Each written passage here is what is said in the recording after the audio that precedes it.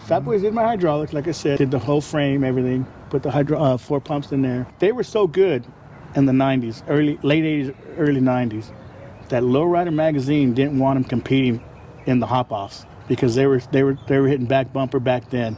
And they were like, you guys, nobody wants to enter. If you guys enter, nobody wants to enter Nobody the wants hop. to compete. Nobody wanted to compete. No Couldn't shit. compete. They couldn't. Fat Boys was tearing them up. They were world They were champs. tearing them up. So then they said, okay. So Fat Boy said, Joel and Tony and Pops, they said, you know what?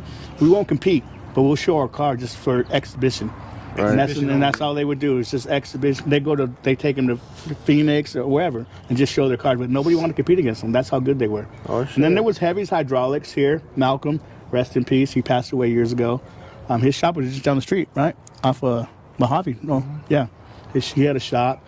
But most of my work was done by Fat Boys. I had my exhaust done by Chapo's AAA muffler. Chapo, he's well Chapo's well known too. Yeah, for the mufflers and tailpipes. Chapo did my mufflers.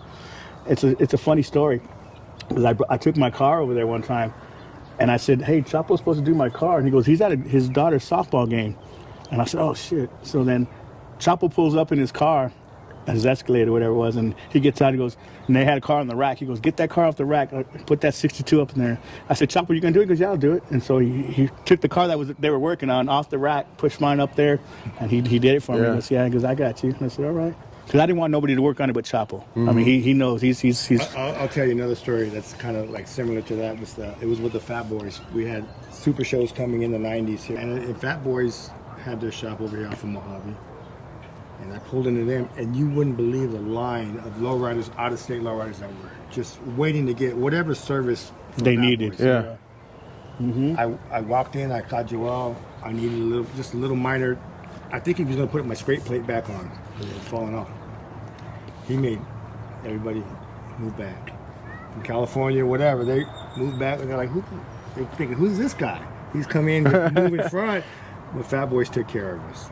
They put my scrape plate back on, and I was on my way. It was just like that. Nothing major, and then everybody else fell in love. Yeah. When you got local people that you know for years and years,